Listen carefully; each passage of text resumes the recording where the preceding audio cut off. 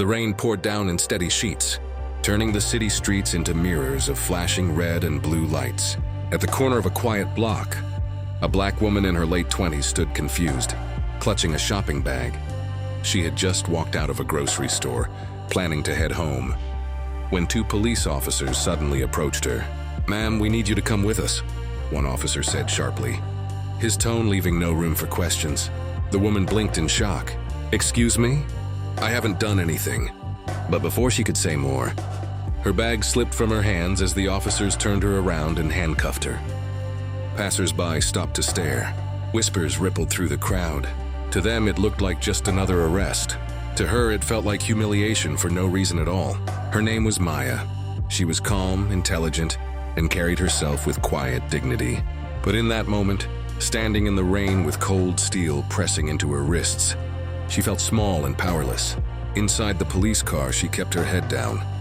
"This must be a mistake," she whispered. The officers didn't respond. One muttered, "We'll see about that," as if already convinced of her guilt. At the station, Maya was placed in a small interrogation room. Hours passed. No explanation, no crime described, just silence and suspicion. She folded her hands on the table, refusing to cry. But the weight of injustice pressed heavily on her chest. Meanwhile, outside the room, the two officers talked with a detective. She was loitering near the store, one said. "Looked suspicious. Better safe than sorry." The detective frowned. "Suspicious? For carrying groceries?" He glanced at Maya's file, then his eyes widened. "Do you even know who she is?" Back in the room, Maya finally spoke up when the detective entered. "Please," she said, her voice steady. "I deserve to know why I was arrested." The detective nodded slowly, his tone softer than the officers before him. "Maya, I owe you an apology. They didn't recognize you." The officers behind him shifted uncomfortably, not understanding. The detective continued. "You're Dr. Maya Johnson. The same Maya Johnson who runs the free health clinic downtown, aren't you?" Maya looked up, surprised. "Yes, for the past 3 years, I've been helping uninsured families and seniors get medical care. That's what I do." Silence filled the room. The officers' smug expressions faded into shame. They had treated her like a criminal. Yet she was someone who spent her days serving the very community they had sworn to protect. Maya didn't shout or accuse them. Instead, she took a deep breath. "You didn't even ask who I was. You assumed the worst. Do you know how many people get treated like this every day, simply for looking a certain way?" Her words weren't loud, but they cut deep. The officers looked down, unable to meet her gaze. The detective cleared his throat. "Dr. Johnson, you're free to go. And I assure you, this will be reviewed." Maya stood, her wrists sore from the cuffs, but her back straight and unbroken. Before leaving, she turned to the officers.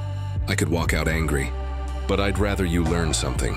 Next time you see someone, try seeing a human being first, not a suspect." The weight of her words lingered long after she walked out of the station. Days later, the same officers showed up at Maya's clinic, not to arrest her, but to apologize. They watched as she bent down to comfort a little girl with a scraped knee, her voice gentle and kind.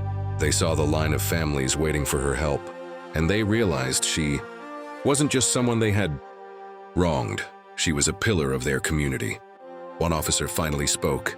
"We were wrong about you. About a lot of things. You showed us more respect than we showed you. Thank you for not giving up on people like us." Maya offered a small smile. "I don't do this for recognition. I do it because kindness is stronger than hate. But I'm glad you came." From that day, the officers carried themselves differently. They listened more, judged less, and remembered the woman who had every reason to turn her back on them but chose compassion instead. Because sometimes, the most powerful lesson doesn't come from punishment. It comes from dignity, grace, and forgiveness.